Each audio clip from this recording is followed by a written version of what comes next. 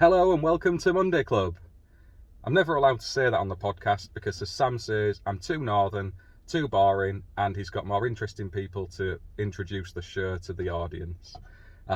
Obviously, this is Mark. I'm taking over the Monday Club channel because they have got a new sponsor, and that is Hypervolt. But there are also some key benefits of Hypervolt I want to speak about right at the outset. And one of those is something that is going to revolutionise stuff for us as installers, and that is fronting the grant payment back to us at the point the work's completed. And that is an incredible thing. I think that is brilliant to help us as installers, and it shows Hypervolt aren't just focused on selling stuff to actual end users, they're looking after the installer network as well, which is absolutely mega.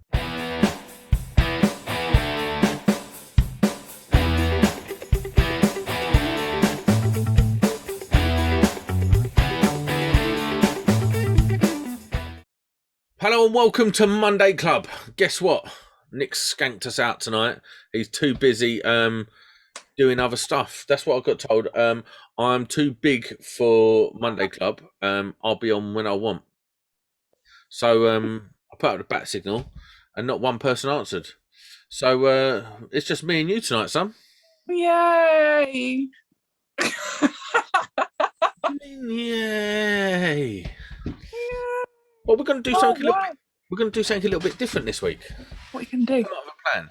So we're going to explore what you've done this week at some point. Yeah. We're going to go to a topic.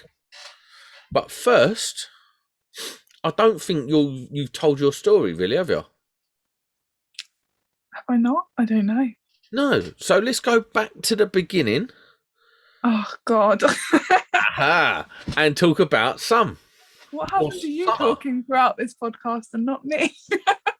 Listen, we've just done 20 minutes of me babbling about podcasting. It's your turn now. So, take us back to the beginning. Where are you from? I'm from near Luton, unfortunately.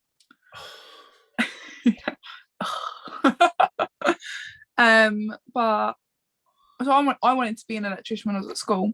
Did you? Yeah, my family was like, no, you don't want to do that. You should go and do art, because I used to be quite all right at art. So hold on, right? Stop a sec. Are you a bit of a tomboy, or you a girl? Tomboy. So what made you want to be an electrician? So you're at school, and why did you want to become an electrician? I've got 6 brothers. No. So yeah, it's like all like step and half and stuff, but like they're all my brothers. So I've got 2 sisters as well, but the 6 brothers are all very like I've grown up around all guys. You got 9 siblings. 8. There's 9 of us all together. That's what I'm saying. There's 9 of you all together. Wait, that's a big family. But there's like loads of parents in between that. You've got like my step brothers, my half brothers, and whatnot. So go on. So you're at school and you're like, I want to be an electrician, and someone goes, why do you want to be an electrician?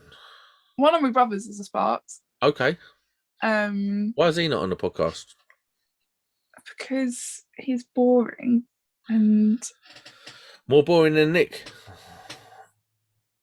No, he's all right. Well, go on, yeah. So you're at school and your brother's an electrician. You're like, I fancy that. Yeah, no, it's because he earned loads of money. I was like, oh, I'm gonna earn loads of money. It doesn't quite work out like that. But and then my dad told me I wouldn't enjoy it, so I wanted to do it to spite him and prove him wrong.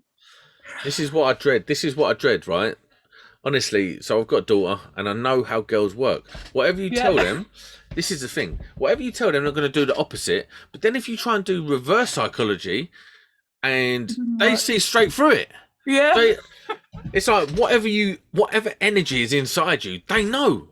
Yeah. So whatever you don't want them to do, they will definitely do it. Yeah, no, I used to try and piss my dad off all the time. I was a little shit as a kid. Why? Oh, such an arsehole.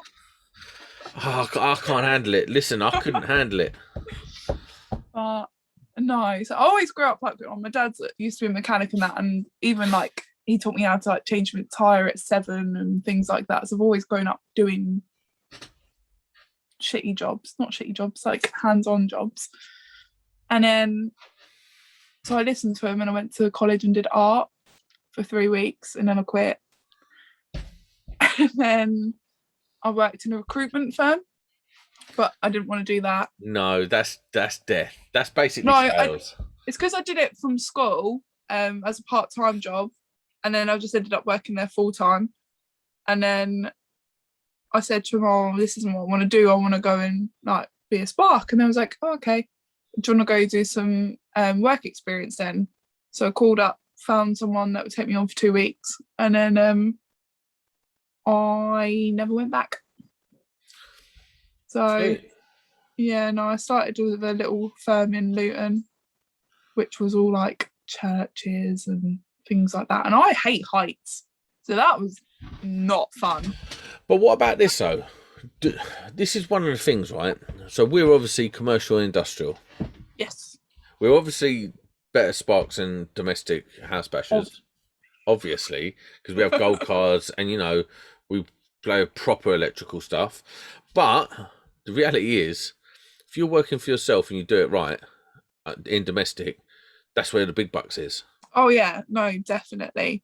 Like we're not getting the big bucks. it's really hard to work properly for yourself in commercial. Like, Yeah. I've been talking, so one of the guys that I'm working with at the minute, I've known him for like 7 years. Like he was one of the first people that taught me. Yeah. And we're talking about starting up on our own together, but we both prefer commercial. But we was like, if we want to earn the money and go on our own properly, we're probably gonna have to go back to domestic, because getting the work is a lot easier as a pair type thing. It's not just that as well. It's with commercial work, you have to sort of factor in the 90 days paying and stuff like that, unless you're subbing from a decent firm, because you're probably not going to pick up first-hand work in commercial. You've got to work up to that. You're going to be subbing off of a company, and then they're going to like, it doesn't take a lot to get bumped or knocked for your money or 90 dayed or something like that, and a lot of people won't be able to weather that, especially in the first couple of years. It's a really tricky game. If it's done right, you can earn a good dough, but it's beyond me. I can barely balance my bank account. Me either. Do you know what I mean? So, but I know people like Neil Bridgman. He's very successful. But he's in the rail sector, which is most, like, I would say, is more industrial type stuff. Yeah, and it's very different though, isn't it? It's not many people have rail experience at all. I think if you're a good spark, like commercial industrial spark, you've been around the block a bit, I think it's not too difficult to transition into rail. Yeah. Because it's probably a lot of like SWAs, containment. It's just knowing the little nuances to do with it. Yeah. But so how old was you when you started your college? 17. Oh mate, I bet you got absolute hell going into college. No, to be fair, no, it was all right.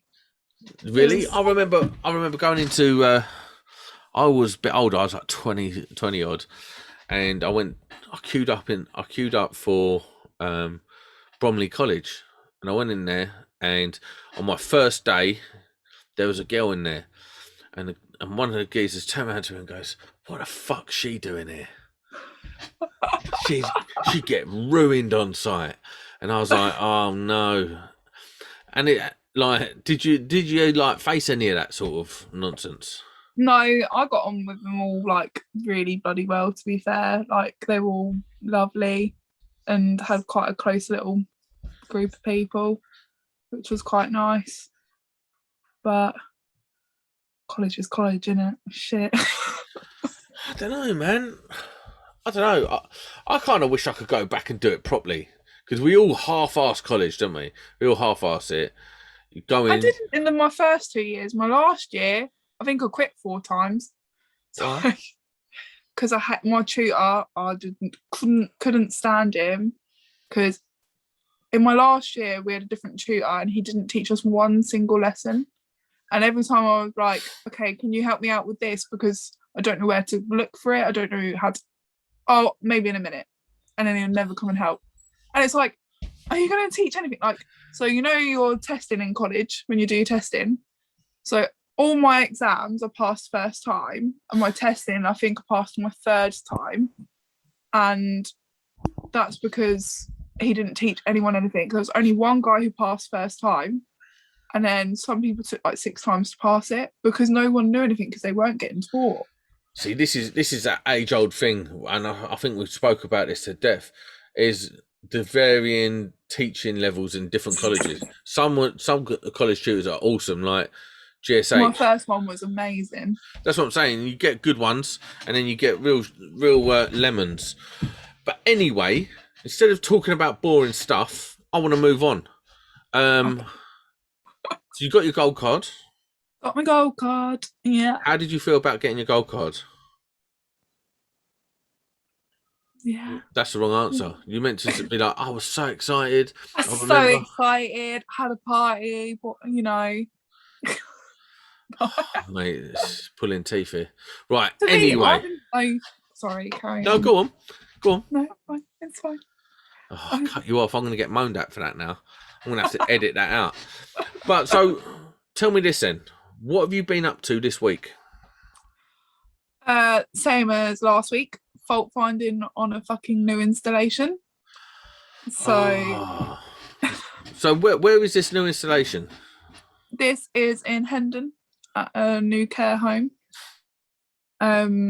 It's terrible, like absolutely terrible. We're supposed why to. though? Why? Break it down for me. So they've not had proper sparks in, like, at all throughout most of the job, and they've had about 6 teams of people in, and no one knows what anyone's done. They haven't followed drawings. They've gone through it too quickly, and it's just they don't understand. You know, we was talking about last week about how they don't understand switching. People don't understand switching. It's this that no one asks if they don't know it.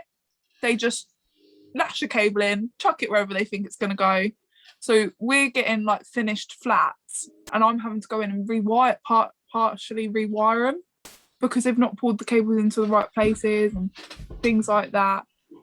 And then you've got some of the sparks that we've had in that are gone now, but it's like, is it safe to turn that room on? Like, and they're like, yeah, we've sorted everything, we've spelled it all out, everything's fine. Turn it on, bah.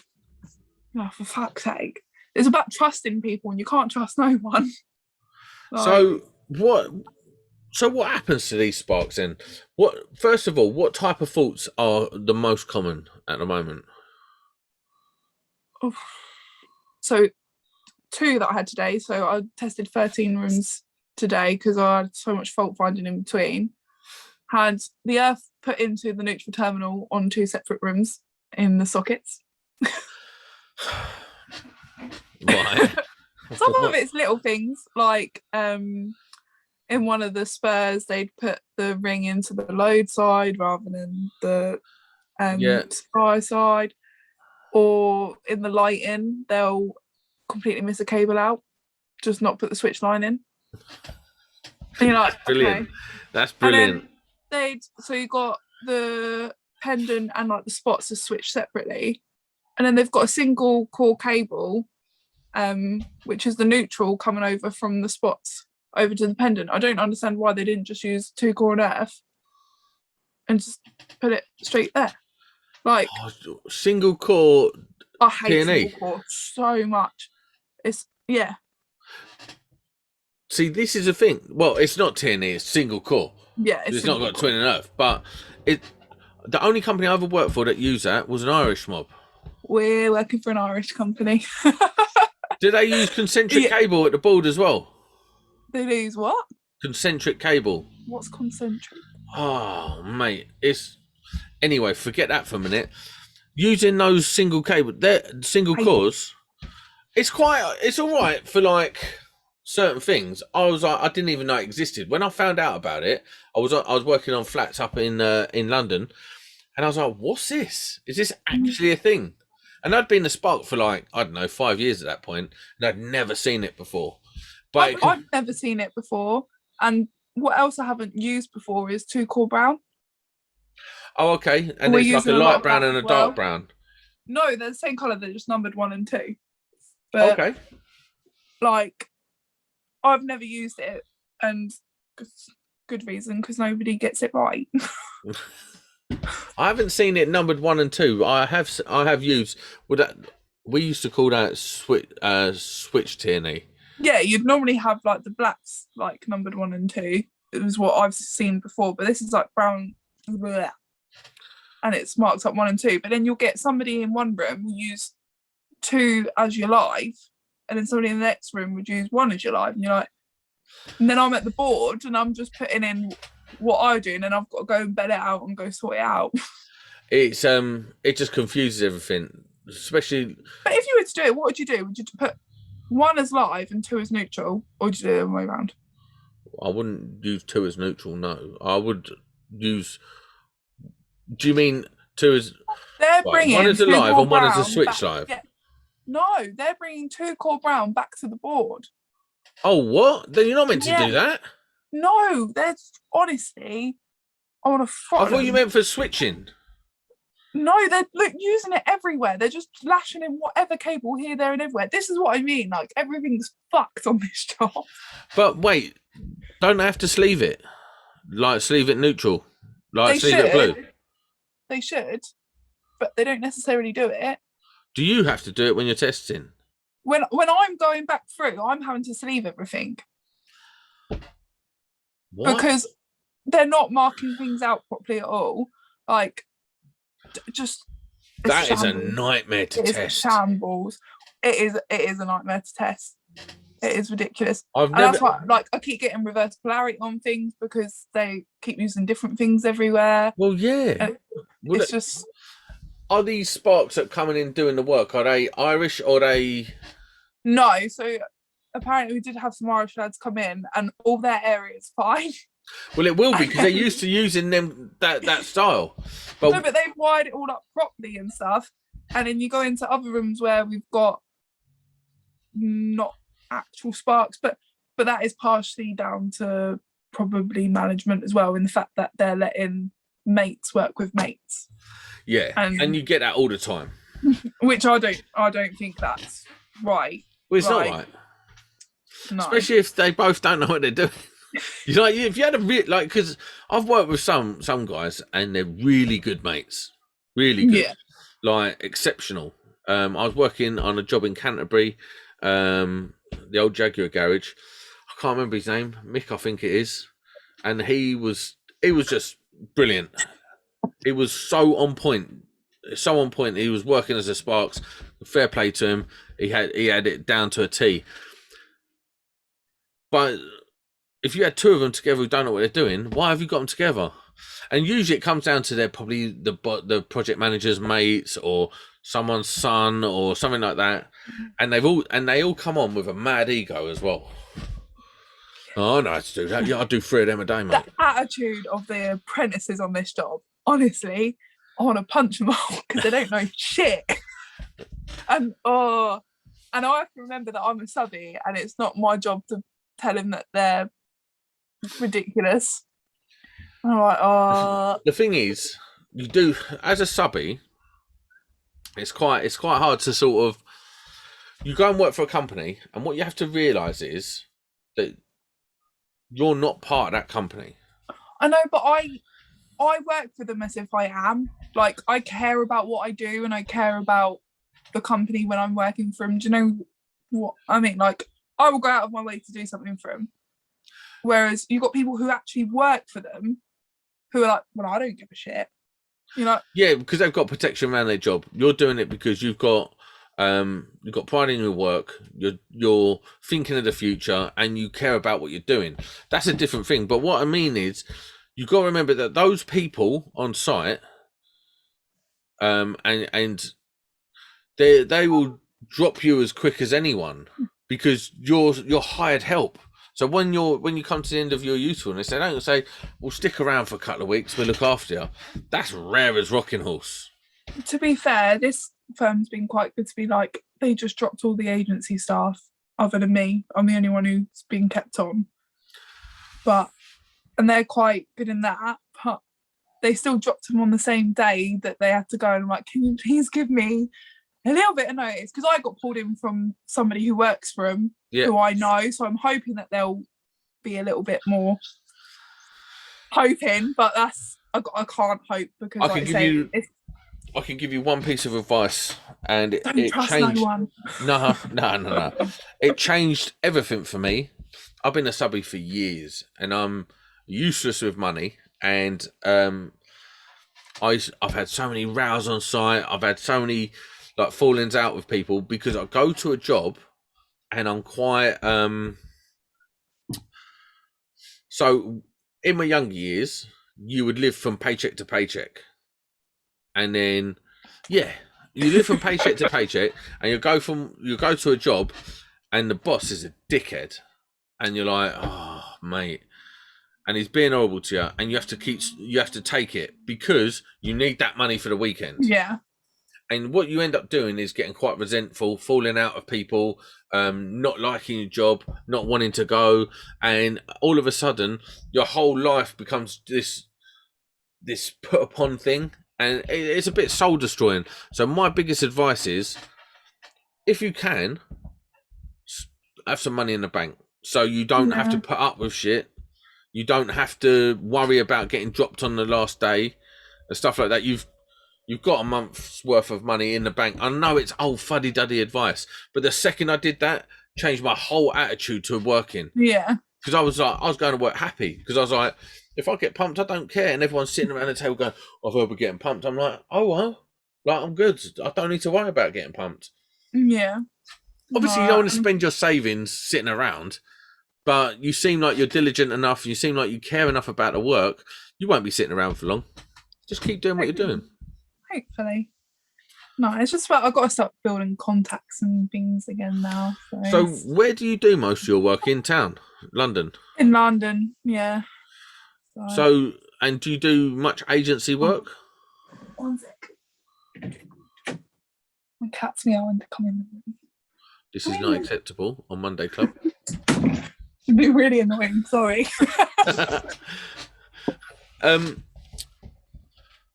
Do What did you say? Do you do agency work then? Yeah, so I've never actually gone to an agency to get work. All my work's been like from them, and I've gone through the agency, like through the company themselves, and then I've gone through the agency. Through them. Oh yeah, because a lot of companies will hire through an agency, no matter who you are.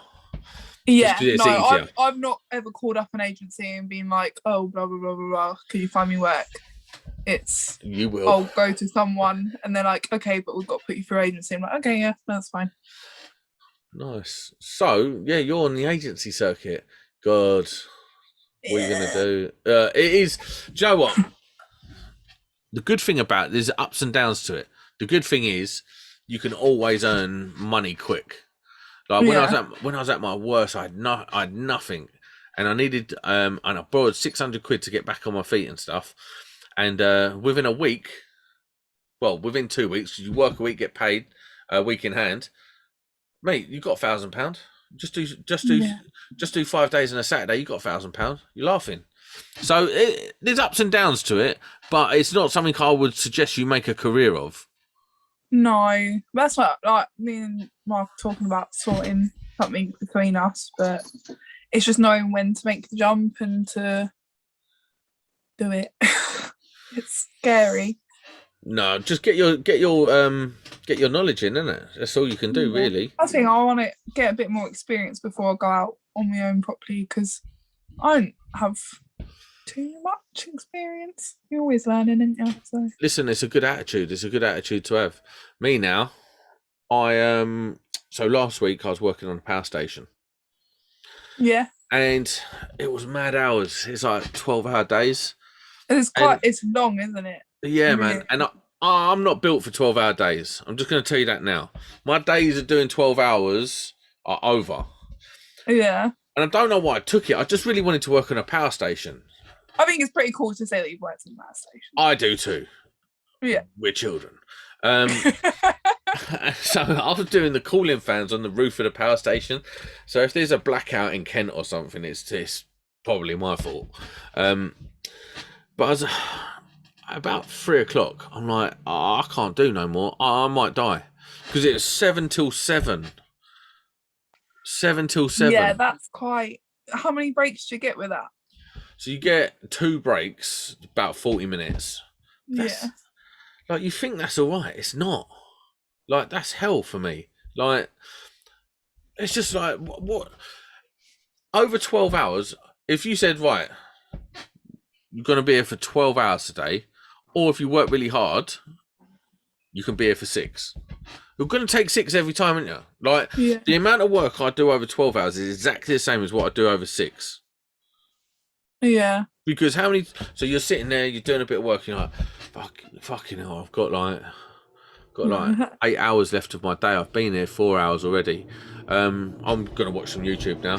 I need to go to toilet think you're again. literally doing another half of your day on top. It's crazy. I hate it. So about 2 days in, I was like, listen, I can't do till 7. Can't do it. I just can't. Plus, I've got a 2-year-old. I've got my wife. I want to get home. At home. Yeah, I do. I can hear my child crying. No, maybe I don't want to be at home. No, not right now. I don't. Maybe I'll go back to the power station.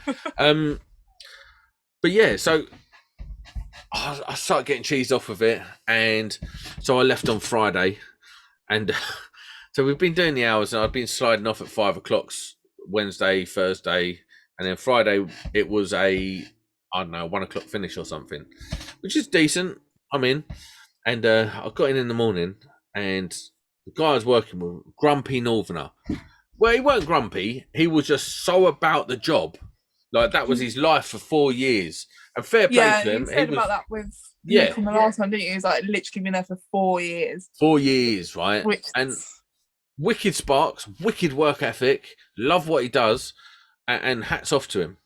Hats off to him. But he kept having little digs and stuff because I'm not as intense about the job as him. And I was just like, on the Friday, he goes, well, you can always get your tools and fuck off then. And I was like, yeah, I could. So I did. Because I said to him, oh, mate, I'm so looking forward to this weekend. I'm exhausted. Like, if you haven't done that type of hours for a long time, it's so hard. He's got the body clock now of doing fucking 12 hours straight and not wanting to go home and shit. That's his problem. Yeah, and I was just like, oh, mate, I'm going to call it. So I just went home. But you're getting in the morning, a fair play to him. Like, I used to sit there in my car looking at him and just being like, I'm amazed by this guy's, like, he's the best employee in the world. That's who you want working for you. Do you know what I mean? Yeah. He'd be sitting, like, he'd be there at 6:30, 4 cups of tea before 6. Like, you know how the Northerners have their tea? Cup of whatever, and he'd be banging down his Tetley tea bags or Yorkshire Gold or whatever it's called, and he'd be banging forward them, and he'd be walking around all happy with himself, and he's like, "Come on then, let's get on with today," and all that. And it was. Listen, I enjoyed working with him, but by the end of it, I was exhausted just by his presence. So on the way home from that job, I was so happy. I phoned Neil. I was like, I'm so happy. I can't do this sort of work anymore. Phoned Neil, and he was like, he's like, you're so lazy. I was like, I'm not. I'm just old and fat. Anyway, got a text come through. Got a new job. New job. Direct with a company I've worked with before, on a hospital in Maidstone. I like hospital jobs. Oh, mate. Yeah. Couldn't be better. Start 7:30, finish at 3:30. Yeah, come on. Good. Yeah. I'm like, yeah, this is me. Not too far from you either, is it? No. And I get there, and because I know I'm not there for some long, like, having the job last week has made it good for me this week, because I'm like, I ain't here for 12 hours. I'm here for 8 hours max. So I get in there and I smash out the work. Yeah. And I go away. Going home for 8 hours. Yeah. And the thing is, you're like, I haven't got time to go on my phone and watch YouTube or watch TikTok's the worst one. I fall down a TikTok I rabbit hole. deleted it because I used to watch way too much. What's it about? You just fall down the TikTok rabbit hole. It's death. Absolute death. Anyway, so yeah, so I deleted that. No, wait, you deleted that. When I turn up and I know I've only got 8 hours, I've still got to do the work. So you get on with it. You ain't got time to go sneak off to the toilet and do 20 minutes on TikTok or YouTube or something. I can't do that. I ain't got time. And that's how I like to work. It's nice. It is nice. Yeah. Listen, No, it's good. what do you know about safe isolation? I know about it. I'm going to embarrass you now. What do you know about safe isolation? Enough to... Do you practice safe isolation? Yes, sometimes when it's necessary. So here's an interesting point, and I'm not going to steal the subject limelight too much. It's been going off on social media about safe isolation, what it actually means to safely isolate. You do a lot of testing. It's impossible to do your tests if it's safely isolated.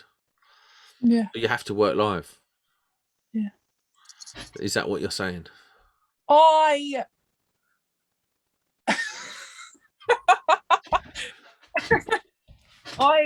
do what I do to get my job done. So I'm gonna get fucking stick for this in the comments now. Oh, you're gonna get so much stick. You fucking know, because I read all your comments on the last one as well. Yeah. So you know what it is though? Real sparks working in a real way. And this is a conversation that needs to be had. We could all go, I lock off every time. I even take the neutral out because that's a conductor too. And it's like, listen, right? Most of the time, you don't do all that. No. Like, I don't work live if I can help it. Do you know what I mean? Like, and that's actually what the rules are. Don't work live if you can help it, basically. Yeah. So, safe isolation is something that electricians practice as standard, or you make a choice not to. You make a choice, an assessment, a risk assessment on the situation. Can I do my job without it being live? Is there extenuating circumstances? And then you just do what you've got to do. And this is the thing, a lot of people lie about how they do it all the time, because it's impossible to do it all the time. Just by virtue of the testing, you can't safely isolate all the time. Stop lying. You can't. I don't think you can. Don't be scared. Anyway. Don't be scared. Just tell the truth. This is what I'm saying. A lot of people have got to stop worrying about getting called out by keyboard warriors when the truth is... We safely isolate down in the plant room. So, like, if I haven't turned a board on yet, because I'm second fixing quite a lot of the boards as well, and it will be safely isolated down in the plant room. But then from the board, I don't really do anything. So if you're in the room, it's only you in the room, and you turn off the breaker, you turn off the main switch, and you do your dead test, or you change over a bit, you swap around the switch line and stuff like that. You don't do that live because that's mental. You lock off, you do what you're doing, and then, well, you don't even lock off, you just turn it off because you're the only person in the room. Well, even we haven't got the fuse boards in each separate room, so you'll have like 12 flats all off one board, and the corridors off one board. It's two boards. It's two 12-way 3-phase boards. Okay. So,